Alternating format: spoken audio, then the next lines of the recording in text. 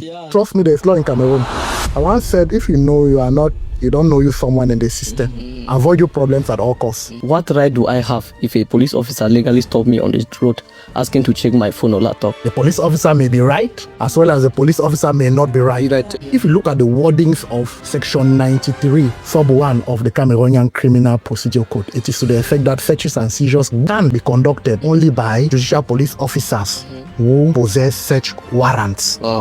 However, they may conduct a search without a search warrant if you are caught in the course of committing an offense. Flagrant delicto. What are flagrant daily offenses? Many people work without contract. If I work for someone and get injured pain, what right do I have? A contract must not always be written. It could as well be oral. So that when such injuries occur, you now inform your employer, and if your employer is treating your complaint with levity, you directly seize the National Social Insurance Fund. They will pay you. We've seen a council officer, police officer, we've seen forest guard, and even on uniformed civilians, stop people on the road. So really, we want to ask, who actually have the right to stop me? If you look at the wordings of Section 94 Sub 1 of the Criminal Procedure Code, I don't even know what a council police will be doing with you. Who is a council police? It should control traffic. Do you know what CENI stands for? No, not really. CENI stands for Sécurité Militaire. That is military security. The CENI unit has no business with civilians. So what right does an employer have? Like if I hire a painter and he messes up the job or he stops the job, what rights do I have at that moment? Get him locked up. Trust me, he'll fix it. Obvious offense, internet fraud. How many boys have you seen brought up to court? Are those things not settled? If their aim was to see into it that internet fraud is curbed in our society, when you are apprehended and evidence discovered against you, they'll take you to court and not take money from you. Boy, young boy like me, I just give them a just can't carry me. Station. They will lock you over there. So, do they have the right to lock me up if I impregnate their daughter? Because I think now me and you decide for doing. Brother, you are finished. You are finished. I've also seen landlords evict tenants without quick notice. What does Cameroonian law says about eviction and notice periods? The mere fact that tenancy contract is not registered, they cannot sue and enforce any rights on it. So 99% of all tenancy contracts that exist between landlords and tenants are illegality, absolute illegalities. If I wrong a citizen, they will take me to a police station. If I wrong a policeman, he will take me to their station. What if a policeman wronged me? Child support is foreign in our laws. Ladies and gentlemen, welcome to Uncensored Twin Podcast, where truth meets fire. As you all know, we are here to stand for and not against the truth. My name is Jack. I'm your main host for today. I'm here with my co-host, my lovely twin brother Jeff, a man worth $2.5 billion online and offline. I don't think he has something. Yeah, right beside me is my lovely girlfriend, my black melanin popping, my African queen. The only girl since the born don't run like two type of oil. We get granite oil and black muyanga. As you can see, she's very fresh. Sitting next to my twin brother is his lovely girlfriend, the photocopy of my own girlfriend. What do you mean? Same must be photocopy from me. Because a big man. Yeah. Ladies and gentlemen, we have a special guest. Like I earlier said, this man is a holder of DLP, a diploma in legal practice certificate. This man has done a lot for our youth. Not only our youth, the men out there, the women. So many of us know him. We also know him plenty because now he is online and he popular, especially on this app, TikTok.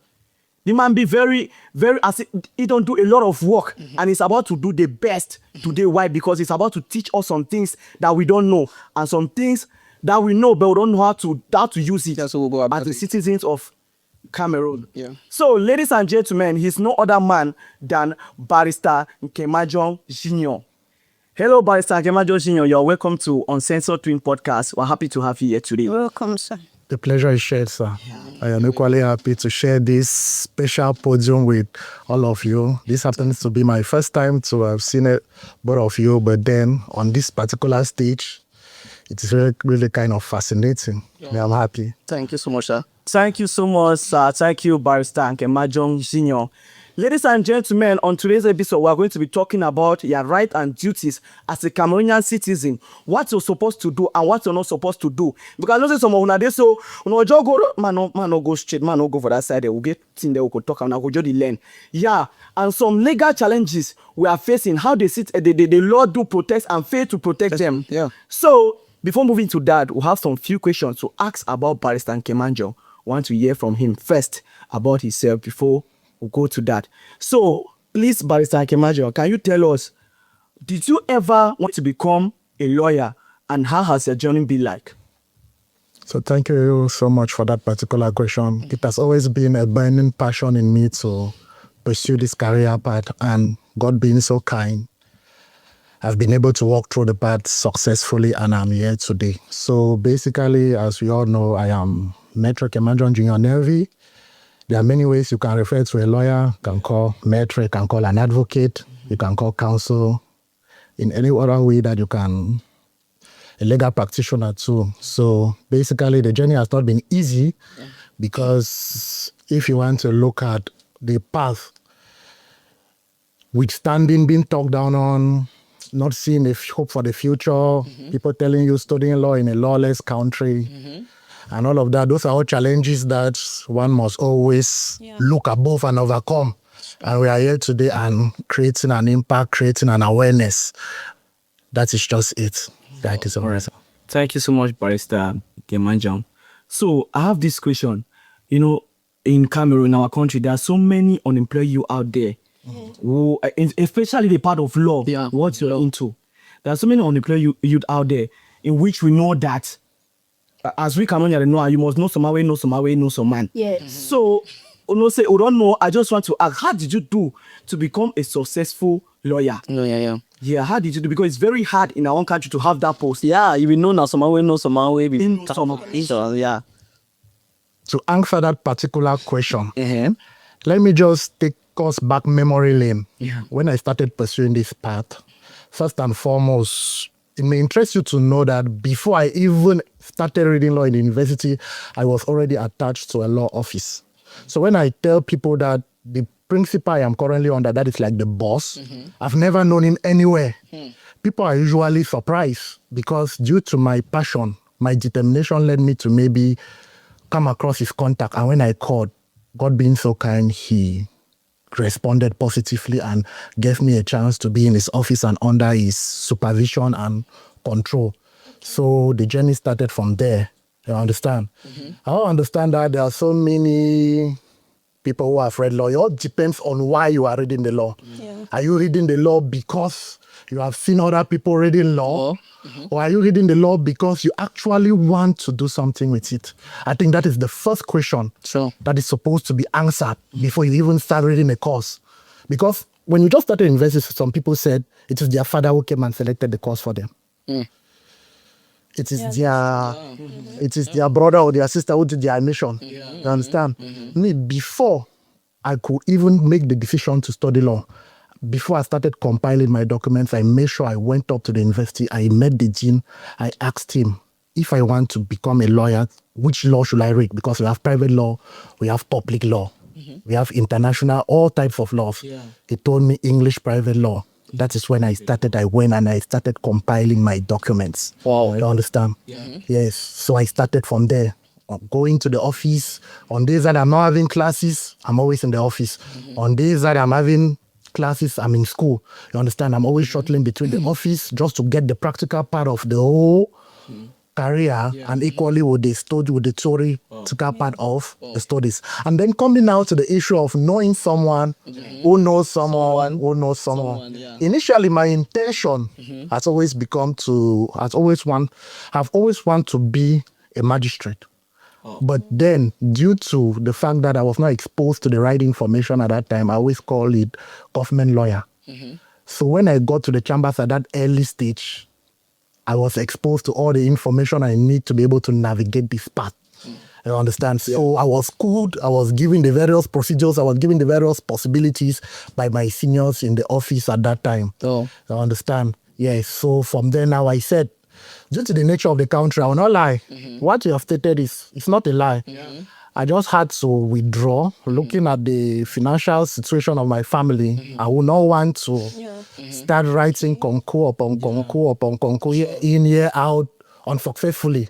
Although the 1% of the 1% that ever succeed to make it, I don't have that patience. So I said, no, since this is a private job, it is not a government job. This is a private practice job. And I've seen people who actually made it without knowing someone who knows someone who knows someone, I took it upon myself that I can equally make it without knowing someone who knows someone who knows someone. You understand? And after graduation, God being so kind, I was able to go to Rwanda. I obtained the certificate and then came back. The bar exam was launched. I took it and successfully we are here today. It's not a matter of knowing someone who knows someone knows someone. We registered over 5,312 and just about 2,016 made it. You understand? Yes. So Wow. All right. Thank you. All right, thank you so much. So please, I have this question. yes, sir. Are you trying to, because I heard you mention something like the English law, they say you read the English law. Private law. So are you trying to advise those who want to become a lawyer like you, those who want to become someone like you, to read just the English private law? Yes, because if you read English law or what is known in some universities like SWA, common law, in UB, they call it English law. When you read it, that is what gives you the basics of becoming a practitioner. Wow. And it gives you possibilities to even travel out, like gaining admission into law schools. For example, we have basic courses that you must pass and attested to by your transcript. That if you want to apply to maybe a law school like Nigeria, Sierra Leone, Gambia, they must go through your transcript to attest to the fact that you actually have passed those courses, like contract law. Those are things that public law don't do. Evidence law, those are things that public law don't do. Public law basically has to do with administration, public administration. Those who want to become DOs, those who want to become public administrators. You understand? Yes, serve the administration in any capacity. All right, thank you. Thank you very much, sir. Guys, you see, you know, for know a person, we know person, we know the other person before you become lawyer. You understand? Cops, they don't tell nothing for do. All right, sir. Thank you very much. Please, I would like to ask this question. You know, this question don't bother me. What right do I have if a police officer legally stop me on the road asking to check my phone or laptop? Basically, in response to that question, I think it is important to sufficiently address this issue. If we are looking at the provisions of the law, it is double-fold. The police officer may be right, as well as the police officer may not be right. On the arm of whether the police officer is right, if the police officer is in possession of a search warrant, then that police officer will be acting legally to stop you and search you. And that search warrant should carry your information identifying you As a police officer. as a police officer. No, you as the person that your search warrant has been issued against, because they are under the state council. And if you are a subject matter of an investigation, they can always apply for a warrant to maybe search you. You understand? But then meeting you on the street, if you look at the wordings of Section 93, Sub 1 of the Cameroonian Criminal Procedure Code, it is to the effect that searches and seizures can be conducted only by judicial police officers who possess search warrants. However, they may conduct a search without a search warrant. This is now on the other side of they may be acting legally or illegally. If you are caught in the course of committing an offense, flagrant delicto. Okay, when we want to look at, but the question that begs for an answer is, what are flagrant delit offenses? Flagrant delit offenses are offenses that, if you look at Section 103 of the Criminal Procedure Code, it means you were caught in the act of committing the offense, or you were caught when you're just from committing the offense. For example, if you are passing, I don't know who is Jack, who is Jeff, I cannot make that. You need to ask Jeff at your officer. So if a police officer sees Jeff trying to retrieve a camera from this studio, that police officer can legally apprehend you without warrant. At that situation, that will be deemed flagrant delit, means he was caught in the course of committing the offense. You understand? What if he just stole the camera and he just started running out, and the police officer, the forces of law and order are put on alert? You understand? So he's maybe pursued by public clamor and subsequently caught. That will be deemed to have been committed flagrant delit, and the judicial police officer can at that time without a warrant. But then let's look at the practical realities, what obtains in our society. Today now, if you look at dressing well, driving a nice car, using a nice phone, is now tantamount to you being suspected to have committed an offense. Obvious offense, internet fraud. Why are such searches very illegal? Because the intention of the judicial police at that point is already bad. It is malicious, and it is buttressed or fueled by the intention to extort money from the person at the end of the day, and not even to foster the cause of justice. How many boys have you seen brought up to court? Are those things not settled? If their aim was to see into it that internet fraud is curbed in our society, when you are apprehended and evidence discovered against you, they'll take you to court and not take money from you. So you all see that there is need for order. All right. Thank you very much, sir. And also, just to throw more light on the situation, a judicial police officer can legally search you if you consent to the search. All right. So if she stops you on your way and he demands to check your phone without a warrant, and you just quickly give, that can be presumed consent. Yes, if you look at the wordings of section 94 sub 1 of the Criminal Procedure Code, and if a judicial police officer intends to search you without a warrant, you need to give your consent, be it oral and or written.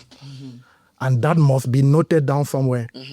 And I even think this issue sparked a lot of controversy when I brought it online, but then let's leave it at that point for now. Hello, yeah.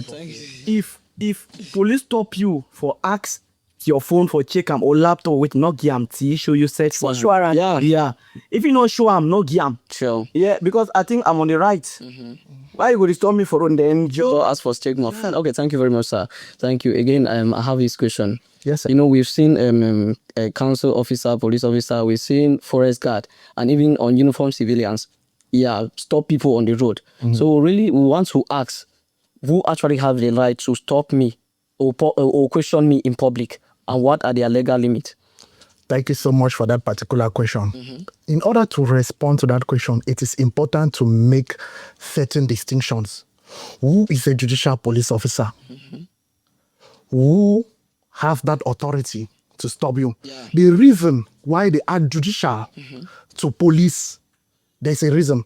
Judicial police simply means they are working with the state council to ensure that justice is properly administered. You understand? That judicial police simply means that they have the powers to conduct investigations, make their reports for onward transmission to their superior authorities, who is the state council. You understand? So, in order to properly address this question as to who has the authority to question you, stop you on the way, investigate you, we'll refer you to I can refer you to the provisions of section 79 of the Criminal Procedure Code, which gives a distinction between who is a judicial police officer and who is a judicial police agent. A judicial police officer starts from the rank of inspector of police. No, officier de police rather. Officier de police. So when you see those guys with 3 V's, they are all called judicial police agents. They don't even have the right to lock you up. They only assist judicial police officers who start from the rank of officier de police. From the rank of officer de police, commissaire de police. I'm not a military officer, so I'm not really... I know when I see it. You understand? So only a judicial police officer from officer de police have that right. I don't even know what a council police will be doing with you the way. I don't even understand. Who is a council police? He should control traffic. How can we differentiate them, please? The differentiation is coming at the level of their ranks. So if you look at section 79, A to F of the CPC, it gives a whole long list of who is a judicial police. You understand? Like commissioned and not commissioned officers of the gendarmerie, the gendarmeries the gendarmes who have functions of judicial police officers. You understand? Yes. So it therefore means that they can issue convocation. But let's come now to the practical realities of our today's society. We even see that SEMIL issue convocations. Do you know what SEMIL stands for? No, not really. SEMIL stands for Sécurité Militaire. That is military security. Their mandate is exclusively to deal with uniformed men, to call them to order. They have no business with civilians. But at the end of the day, you see people saying, SEMIL took me and they went and collected money from me. That is subject matter of an investigation. So you see there's a lot of disorder going on. So thinking of that. The SEMIL officer, the SEMIL unit has no business with civilians, only with uniformed men. So anything that they are doing, those acts are being perpetrated in absolute illegality. Reason why such an awareness is very, very necessary. Okay, Barrister Nevi, thank you very much. I also have one question. Nowadays, many people work without contract. if I work for someone and get injured or suddenly stop paying, what right do I have? If you work for someone and get injured or suddenly stop paying with no contract. Okay, so to respond to that particular question, it is important for us to address the issue of working without contract. If we look at Section 24, sub 3 of the 1992 Labor Code, which governs private labor relationships in Cameroon. Yeah.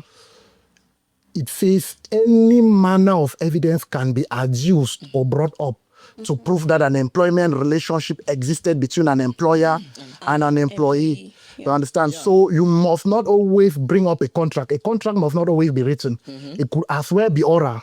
Many people don't like written contracts. The reason why the legislator put that particular provision to protect the worker.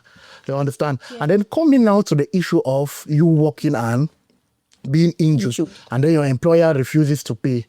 Worthy of note is the fact that in order to address this issue, it is very important. If you are an employer watching this video, if you've employed people under you, especially if they are earning a good salary, endeavor to register them with the National Social Insurance Fund, which is known as, in French, as CNPS.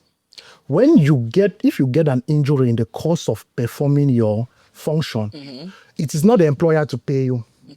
Because if your employer registers you with the CNPS, that is the National Social Insurance Fund, a portion of your salary is deducted and paid to the National Social Insurance Fund. So much so that when such injuries occur, you now inform your employer, and if your employer is treating your complaint with levity, you directly seize the National Social Insurance Fund. They will pay you, not your employer to pay you. It suffices for your employer to just register you for CNPS and then make the necessary contributions. And this particular aspect of the law is governed by Decree number 77/11 on the compensation for injuries sustained at workplace. Oh, very important. Okay, barrister, thank you very much. So what right does an employer have, like if I hire a painter and he messes up the job or he stops the job, what rights do I have at that moment? So to answer that particular question, it is important to know that for this question, it's the magnitude of the contract matters. The magnitude of the contract matters. For example, if it is a heavy contract, let's say a contract involving something like 1 million francs and above, Sure. it is always important that it is written so that you can seize the competent court. They should order the man to pay the painter, the worker, to either fix up the mess or pay damages for the inconveniences that the worker must have caused you. But then if it's just a petty job, I just hire you to maybe paint a wall in my hand, then you come and you mess up the situation. Just make a complaint to the police. If the man is adamant to fixing up the situation, get him locked up. Trust me, you'll fix it. Okay, so we've also seen landlords evict tenants without quick notice. What does Cameroonian law says about eviction and notice periods? Okay, so basically in respect to that question, I'd like to answer it from 3 law perspectives. Okay. The criminal law perspective, the civil law perspective, and as well as the business law perspective. All right. Okay. So, coming to the criminal law perspective, if we look at the provisions of Section 322/1 of the Penal Code, which governs what we call renting fraud in Cameroon, it is to the effect that if you are renting a property, whether built on, like if there's a building on it, or unbuilt on because you can still rent empty land to carry out your business, and you are owing at least 2 months' rent on the basis of a duly registered contract, and after service on you, that is, your landlord serves you a notice to either pay the money or to quit his premises, and you don't succumb to that, you don't listen to it, he has now that right to seize the court on the basis of that contract for you to be evicted. And if the court finds you guilty, you may be punished with an imprisonment term and a fine. You understand? So basically, this issue is problematic from the criminal law perspective. What does the law say? It says the contract must be registered. All right. Registration of the contract here entails that it is tax. Okay. Means if you're having a contract now with your landlord, Your landlord needs to take that contract to taxation, pay the finance law for that contract to be taxed, registered. The landlords are stingy. You understand? They don't want to take the contract to taxation. They want to eat all of the money alone. You understand? So the mere fact that that tenancy contract is not registered, they cannot sue and enforce any rights on it. You understand? So 99% of all tenancy contracts that exist between landlords and tenants are illegality, absolute illegalities, subject to the fact that they can be regularized through registration. You understand? And equally, there are other conditions in qua non for you to be evicted. You must have been served for at least a 30 days notice to either quit or to pay the money. This is from the criminal law perspective. If we go now to the civil law perspective, so in order to remedy this particular situation, us as practitioners, what we do is that there's a particular law, the Recovery of Premises Act, Cap 544, applicable in Nigeria and equally applicable in Cameroon currently, by virtue of the fact that British Southern Cameroon was administered as an integral part of Nigeria during the Yes, you understand. If you've read your history, well, you know all of these details. Yes. So basically, if you go under that Recovery of Premises Act, it says if the duration for notice to quit have not been agreed between the landlord and the tenant, the legal notice, the legal periods provided for by the law, if you look at Section 8 of that Recovery of Premises Act, it says if it is a week's tenancy, the landlord is supposed to give 1 week notice to quit. If it is a month's tenancy, the landlord is supposed to give 1 month's notice to quit. And if it is a quarterly tenancy, the landlord is supposed to give a quarter's notice to quit. You understand? But then the most common forms of tenancies we have are that of monthly tenancies. You understand? So in order to sue, the legal notice period will be to give the tenant first a 30 days notice to quit. If the tenant doesn't quit, if you look at Section 7 of that Recovery of Premises Act says you are supposed to give the tenant an additional 7 days notice to quit. If the tenant doesn't quit your premises, you can now take legal action to evict the tenant from your house. So this is a way we use to cure that particular aspect of the criminal law, which says if the contract is not registered, you cannot sue on it. And of course, how many tenants even do pay rent? You have the landlord chasing you the whole time, calling you, mate, please write to this person. You write, they don't respond, they come, they beg that things are not moving and all of that. And they don't equally want to quit the premises. Because putting someone into your rented premises is the easiest thing, but to evict them is the most difficult. Because the least thing you do, you can be sued for it. You understand? And then now, coming out to the business law perspective of it, what you must understand is that a tenancy contract is different from a lease contract at the level of their purpose. A lease contract simply means that it is a contract now concluded between a lessor, the equivalent of what we call a landlord and a lessee. That is the tenant. Just to make you understand, the lessor and the lessee means it was concluded, means you are taking this business, like if you want to rent this premises, it's for business purposes. It's not for habitual, it's not for residential or habitual purposes. You understand? So coming out to the business law perspective, we have the Ohada Uniform Act on General Commercial Law, which governs lease contracts. If you look at its provisions from Article 101, Article 102 and following of the Ohada Uniform Act, it gives specific time limits. Like we have lease contracts of specified duration and lease contracts of unspecified duration. So coming now, narrowing down now to your question, the legal notices to quit. If you are renting a business premises under a lease contract of specified duration, you need to, the landlord or the lessor needs to give you at least a 3 months notice prior to quitting you for leases. If it is a lease contract of an unspecified duration, the landlord needs to give you at least 6 months notice. Wow. Okay, barrister, thank you very much. I also have another question. A landlord, what can a tenant do if a landlord locks him or disconnects him from his water and electricity? Okay. If your landlord happens to lock you out of his premise and disconnects your water, and you're like, such things happen unintentionally. Understand? You as a tenant sue him for invasion of residence. It's an offense punishable pursuant to Section 299 of the Cameroonian Penal Code, and it carries an imprisonment term of from 10 days and up to 1 year. You understand? Yes. And if the landlord is even using threats or force on you, the penalty is doubled for him. Okay. Yes. All right. Thank you so much. As soon as here, tenants, landlord, I also not here wait to everybody follow him. Yeah, listen to him and learn. Because me not be say, I don't think I say before this show and I could learn a lot. A lot. Yeah. So I want us to move to something else. Yes. You know, me and my team, but I will be content creators. Exactly. Yeah. So we do create contents. For example, if I don't have a good house, I go and pay a guest house. I pay a guest house. We do work. We do our content, classic clean content. Even at times we pay for cameras. Yes. We shoot our videos, come and post online. It doesn't go viral. So what am I supposed to do if someone downloads my video and upload it on their own platform? It goes viral. They pay them like their page are monetized. They pay them, and I ask for something. I'm not even supposed to ask because nobody need to pay me for using my content. Because I don't know how I've suffered to produce that content. But once she don't calculate, think idea, go create and pay places, pay for cameras, pay the people you're acting with. You just can't carry my video, post them for your platform. Not pay me nothing because I see this issue is over there online. We check, especially on Facebook and Instagram.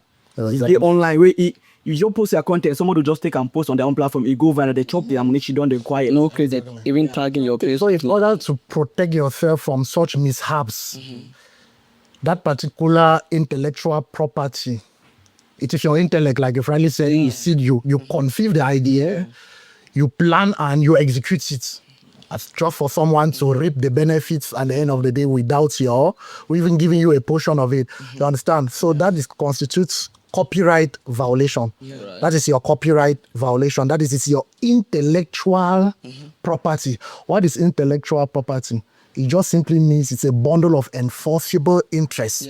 It is your intellectual know-how. You conceived it. You understand? So in order to protect yourself from such mishaps, it is important to have your property registered under the Ministry of Arts and Culture. There are a good number of institutions under the Ministry of Arts and Culture that are in charge of issuing various forms of copyright certificates. If you produce your video, you can, since you're a content creator, you can register. Then we have SOCAM, we have SCAP, they are in French, all of them start with Société, we have Solicadra, you understand? So they are all under the Ministry of Arts and Culture. You can go there, you have your career legally registered as content creators. You protect your literary and your artistic work. You understand? Yes. Once it is registered, they'll issue you a certificate to that effect. From there now, you can legally enforce your rights. Once you have now that certificate, if you look at the provisions of Section 327 of the Penal Code, it punishes infringement of intellectual property. The person, once you have your certificate, because if you don't have that certificate of registration, you cannot enforce any right on it. You understand? So once you have that certificate, if you look at the provision of Section 327 of the Penal Code, if that person who posts your video is found guilty, he even stands to face an imprisonment term of from 5 years to 10 years, and with a fine of from 500,000 up to 10 million francs here. Wow. All right. Okay, thank you. Thank you very much. So I was about to ask, what is something like copyright law? If they take my content, what am I supposed to do? In Cameroon. Fully answer the question. Yeah. So, ladies and gentlemen, content creators, tenants, everybody moving at the roadside, police officers, anybody. Absolutely, they don't talk about now. I don't learn. Listen and be learning. Listen and know your rights and duties as a Cameroonian citizen. Know what you're supposed to do and what you're not supposed to do. Let me even interrupt you a bit. Let me throw more light on that issue. You know, when it comes to intellectual property, there are many forms of intellectual properties. Like we have trademarks. We have patents, we have industrial designs, we have graphical indications. You understand? So intellectual property is not only at the level of copyright. You understand? Copyright basically just has to do with videos, books, writings, all of the, you understand? So there are other forms of intellectual property, like trademarks. What do trademarks protect? Like logos, symbols, phrases. Like one Mr. Fudeni Zhang once come up with that, we go take that call, he can actually have that trademarked on him, registered, you understand? So basically, the Ministry of Arts and Culture only registers for copyright if you want to register trademarks, patents. Patents basically protect discoveries, inventions, a new way of doing things. If you discover a new way of producing this mic, you can patent it. You understand? And if you want to register a trademark or a patent, you can take it to the organization of African Intellectual Property Organization, or a popularly known in French as OAP, Organisation Africaine de la Propriété Intellectuelle. You understand? It is a Yahoo. It is a Yahoo. If you want to register your trademark or your patents, you can consult that office. If you want to register copyright, which has to do with books, which has to do with your videos and all of that, you go to the Ministry of Arts and Culture. All of these organizations, professional associations I've mentioned, they are under them. Only in Yaoundé. Any regionally, the Ministry of Arts and Culture is there, but OAP is a regional organization for all many countries. You understand? Yes. Okay, Barrister, thank you very much. So let's talk on this trendy lottery story where a man won money and 3 different women, they were claiming of having children for the man. So what does the law says about frauds, claims, and paternity testing like that? Paternity testing. Yeah. Okay, if we want to look at paternity testing in Cameroon, this is a very, very pertinent issue. Wherever it is raised, it causes a lot of talks. So first and foremost, paternity testing can come in a situation wherein, as you've described, if you are convicted, if the mother of your alleged child refuses that it is not your child, is refusing you that it is not your child, you understand? Yeah. If you look at the provisions of Section 44 of Law Number 2011, amending certain provisions of the 1981 Ordinance on Civil Status Registration in Cameroon, and some provisions relating to the status of physical persons, you understand? Yeah. It makes it possible that paternity claims in Cameroon comes in a situation wherein paternity is contested. You understand? Yeah. Yes, paternity is contested. So you see that it doesn't really, if women are coming, you win lottery, and then women are coming and say they have children for you. You understand? You can apply under Section 45 of this law, and I don't think as a lame person you'll be able to do that. You can brief a lawyer to help you file it in court, let the truth be determined. If it is brought before the court, they can now pray the court that the court gives an order that a paternity test be conducted. At the end of the day, the truth will be revealed. Okay, so in general, how does the law handle things like penalty fraud or false claims over child support? Paternity fraud or false claim? Penalty fraud. Penalty fraud. Or false claims over child support. Now, if we want to talk of child support in Cameroon, I associate myself with that issue of child support because the law is silent on what we call penalty fraud. You understand? So, the issue of the word child support is foreign in our laws. There's nowhere in the law which says child support in our own laws. The law probably has used different terms like maintenance.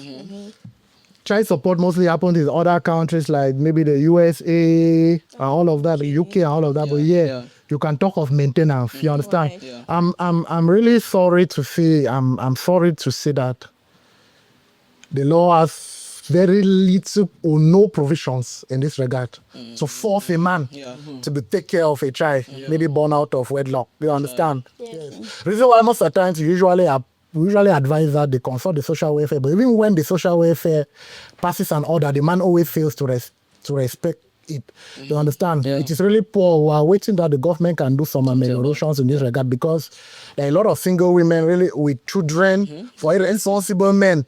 They are really crying and they have found themselves in this mess. You understand? Why waiting for the government to do something? You as a lady, you just go to take care of yourself and you know who you are associating with, because if the man even runs him, it will be difficult. But then there's a provision in the criminal law which makes it possible for you to sue the man under for desertion. Section 358, one of the penal code, which provides that if a parent or a spouse abandons their responsibility towards their child or children, you understand, they can be brought criminally before the court, and if the court finds them guilty, without just cause, the law says without just cause, a man can still run away from his responsibility and say he had chronic poverty. You understand? That can be appreciated by the court to mean a justifiable cause for not taking care of a child. You understand? But then if you know that that man He's rich, he's working, he has money. Sue him under this particular section for desertion. All right. And when his freedom is at stake, he's going to take action. Okay, and thank you so much, Barrister Junior. I have this, you tried to answer the question, but you did not answer the way I want it to. Okay. Yeah, I have this particular question. So, if I wrong a citizen, they will take me to a police station. If I wrong a policeman, he will take me to their station. What if a policeman wrong me? Like, you do me something, he hurts me. How, what you agree for do for that policeman? If I want to report it, because I heard someone told me something about, is it police the police that you can, I don't even know about it, but what is police that police? Somewhere you can report police. Yeah. So basically, in response to that question, what I would say is that the best way to fight a policeman is through another policeman who is higher in rank than him. You understand? If a policeman happens to harass you, maybe tortures you, extorts a hefty sum of money from you, and deep down you really feel deeply hurt, you really feel deeply wronged. You understand? It's order to remedy that situation. You can always bring it to the attention of his immediate superior in the office, who may be the commissioner. You understand? If they are treating your complaint with levity, means they are not even taking you serious. Because at the end of the day, they always want to protect themselves. If you make a complaint against a policeman, they want to protect themselves. They may not even give you that attention that you are looking for. At the end of the day, they may even ask you out of their office. So in order now to remedy this particular situation, what can you do? Even their boss as a boss, who is the state council. You can always reach out to the state council and make a complaint, let him send a forwarding letter for investigations to be open. Imagine that they harass you and they take maybe your iPhone 14 Pro Max, your vehicle.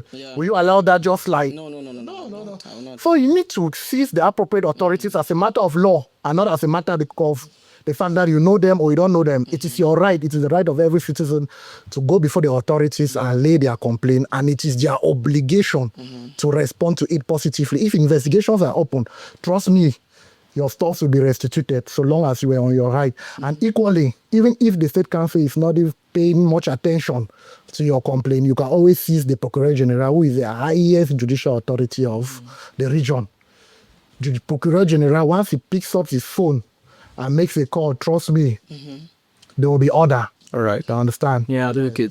So, is there any real consequences for uniformed men who do abuse power? Yes, yes, there are some consequences for uniformed men who are always found in occasional breach of their duties. For example, some consequences, they are included but not limited to the fact that we all know uniformed men, police officers, just like every other civil servant, are subject to the duty of reporting to their superior. That's why you even see a teacher filling cahier de text. What do you think they usually do with that cahier de text? Is to report that they're actually performing their duties. Superiors. Understand? Yes. So the reason they usually do that is because it plays a lot on their professional advancement. You understand? Yeah. If you are not found in active service, you are not teaching your courses and all of that, at the end of the day, you may even be demoted. You understand? You may not even be promoted to another rank. You understand? And then coming out to the issue of police, it is the same thing which happens to them. If you are that kind of police officer that people always complain against, therefore we call bulletin de service. You understand? People always complain against, complaints are coming in, left and right, and all of that. It plays on your professional advancement. You understand? Because once those negative reports are coming, it is noted somewhere. Because if you look at the provisions of Section 134 of the Criminal Procedure Code, it gives the Procureur General the powers to give judicial police officers marks. Are you aware they give them marks? Every year, they assess everything that you have done for the year, and they rate you. That score goes to the Central Administration in Yaoundé, and it plays a lot when they are doing their promotions or advancement in ranks. You understand? So a consequence will be that if complaints are constantly made against a police officer, it plays on his professional advancement. At the end of the day, he may remain a guardian de paix for the rest of his uniform career. Another consequence comes in at the level of the fact that his salary can be deducted to pay you for damages suffered. What we call a law illegal detention. All right. Habeas corpus. You understand? If you can actually prove that a police officer illegally detained you, tortured you, you understand? A commission can be set up. If you look at the provision of Section 236, his salary will be deducted and paid Wow, they use his own salary. Yes, he pay you. Instead of pay you and take it from his salary. So you understand? Yes. Oh, that's good. All right, sir. Thank you very much. At least we learn plenty things that will not be know. Okay, I want to ask you this question. Do you think average Cameroonian know enough about their rights, and what can be done to bridge that knowledge gap? I think the average Cameroonian knows a lot about their rights. All right. But then the problem comes in at the level of the fact that they lack confidence in the judicial system. They know their rights.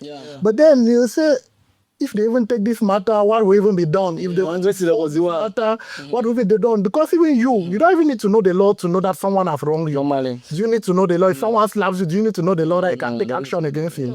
No, you don't need to cite. The only difference between me and you is that I cite the provision of the law. But you know that you have been wrong. Do you understand? Many people know their rights, but then they lack confidence in the judicial system. Because at the end of the day, even this issue of illegal detention that I'm talking about, once someone has succeeded to regain their freedom, even if you are talking that we can bring an action against a police officer for illegal detention, habeas corpus, they say no, they're interested, they're free, they just want to go.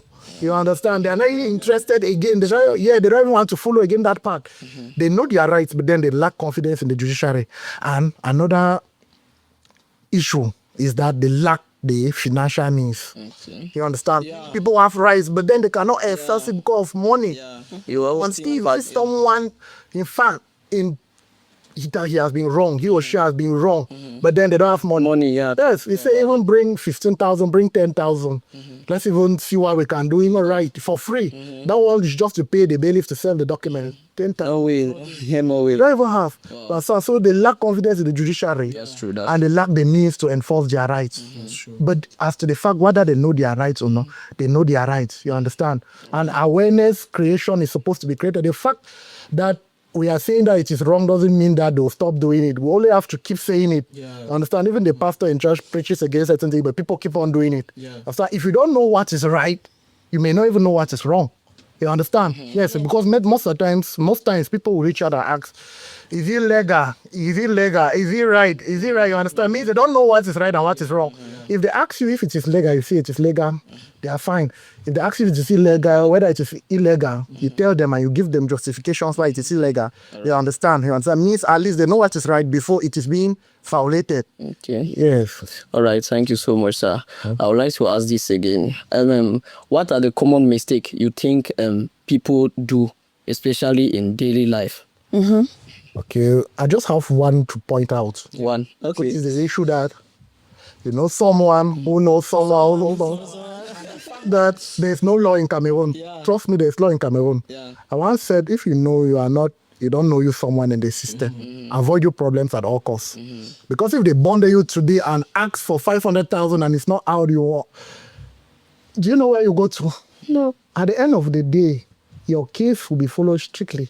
You understand? Now, if they bundle you and they ask you to give them something to leave, so that they can leave you. If you don't have you, they open the court and finish with you. You understand? So many people make that mistake thinking that there's no law. Many people who make that statement and also know that they're highly connected in the system. That if they apprehend them today, calls will come in, even form the bosses to save them from the situation. Understand? Yes, you know, we can never undermine the impact of influence. You understand? Yes, but if you know that you don't have anybody, know that there's a law. Okay. And you adhere strictly. The law is always there for you.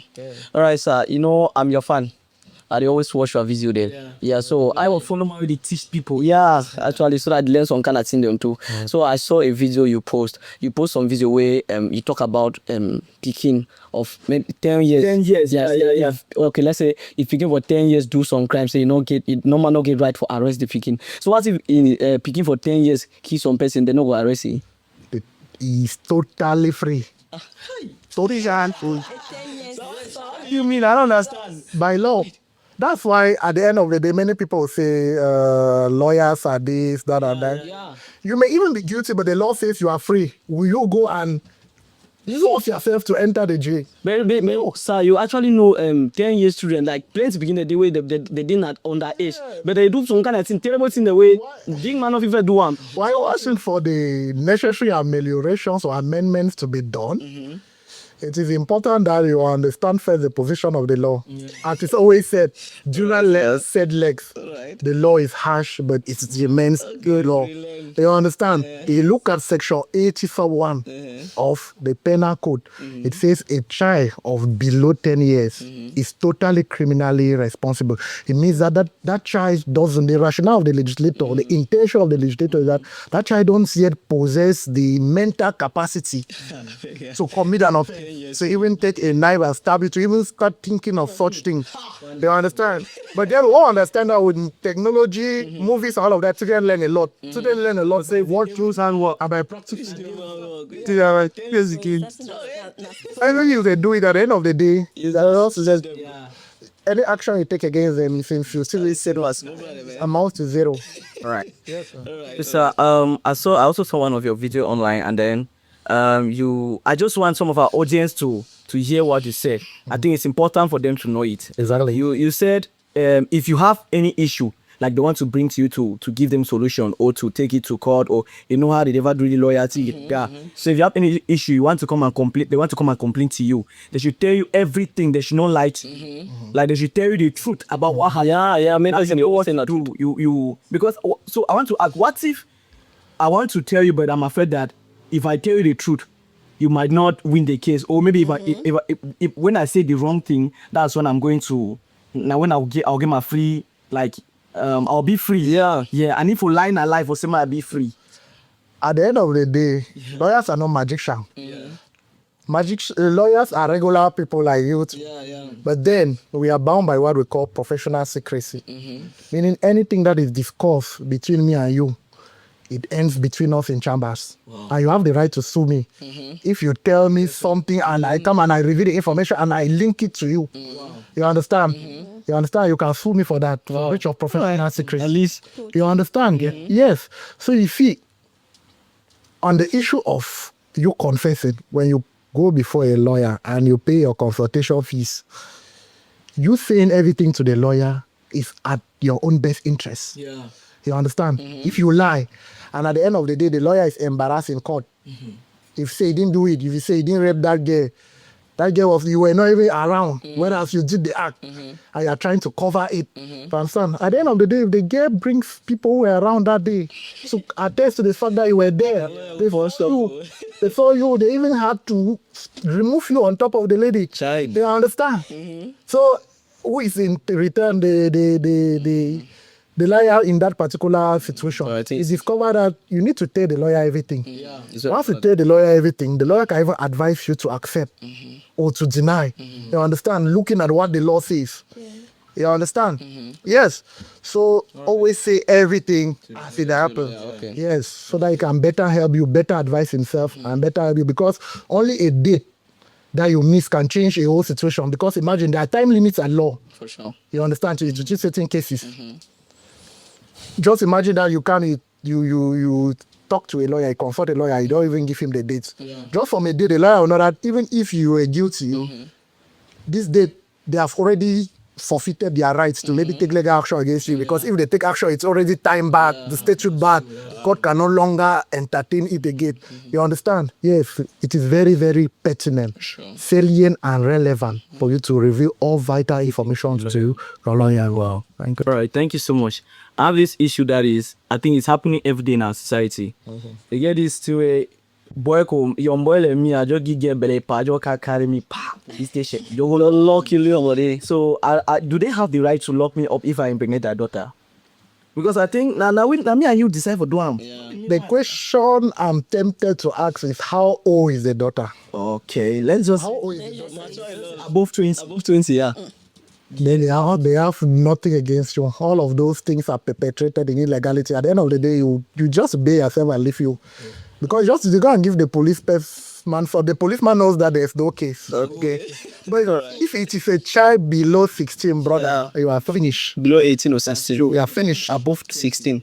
Above 16. All right. You are good. Unless it's rape, an issue of rape. All right. I didn't see mommy gave her 25 years. Yeah, even. No. They get belay, they can't go lock her. take independent decisions, not influence. The reason why the law protects children below 16 is because at that level they cannot really consent to certain acts of sexual intercourse. You understand? It is easy to influence them at that level. Even with biscuit, bonbon, little cat, next to nothing, you can always lead them to your bed. You understand? Because they're not yet mentally developed to be able to take that independent decisions that can impact, that can make or mar them. You understand? Yeah. All right, thank you so much, Barrister. Ladies and gentlemen, I believe we don't learn a lot. We have talked about you being a tenant. We have talked about you want to become a lawyer. We have talked about you. So many things. So many things. Police officer want to step in for you. We don't talk. We have talked about so many things. Even this part when I just carry picking go locker because they don't get on picking belly. Just carry on the beat and find quarter body. They beat my picking say don't get. That your girl picking say don't spoil. Now all we two decide say more do. If your child is above 20, you get belly now. You concern you take care of the pregnancy vagina.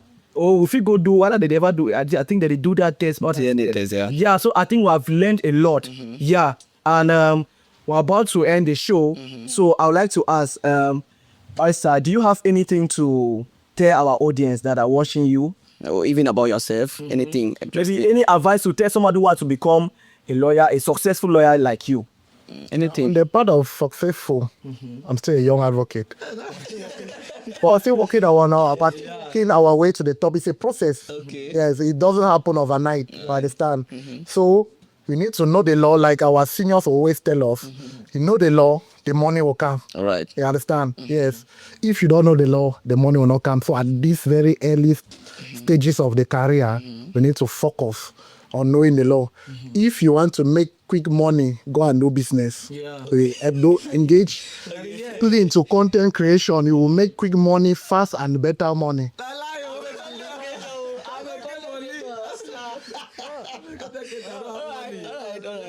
So basically, that's just it. If you want to, because the passion, your passion, the desire needs to override your own intention to make money quickly. You understand? It's just to be patient, oversee the procedure. If you are lucky to come from a family that they are well-to-do, that they can send you out, it may shorten the procedure for you. You understand? It means immediately you leave school, they can enroll you for law school. You go 1 or 2 years from there, you come back, you apply and you are sworn in as a lawyer. But then if you know you are from not a well-to-do background, once you are done from the university, you can attach to the chambers, you look for your 2 suits, so you keep pushing and pushing to the day they don't answer your prayers. Yes, so that would just be it. All right. Thank you so much. Thank you very much, Barrister Kemanjong. I record a new respect. I appreciate you coming to Uncensored. Thank you so much for coming, sir. I believe anything you don't talk about are true because this podcast is about the truth. But we are for the truth. We are not against the truth. Yes. So, ladies and gentlemen, I want to say thank you to my lovely girlfriend, Faith, for being with us today. My own brother, Anovi, thank you. Favor, thank you so much for joining us. Thank you, everyone, for watching us. We are so grateful. Keep watching us every Sunday, 7 p.m. Yes, one. We'll bring you guests. Anybody anything you want to know, we'll teach a lot. Just follow us, subscribe. Please make sure you subscribe. Thank you so much for watching. Thank you. We appreciate 7 p.m. Remember, every Sunday. We are here. YouTube, come on. Please don't forget to subscribe. Please. I bet. Thank you. We love you all. Until next, keep it real, keep it raw, and keep it to the fire burning. Your Uncensored twin. Thank you. Thank you.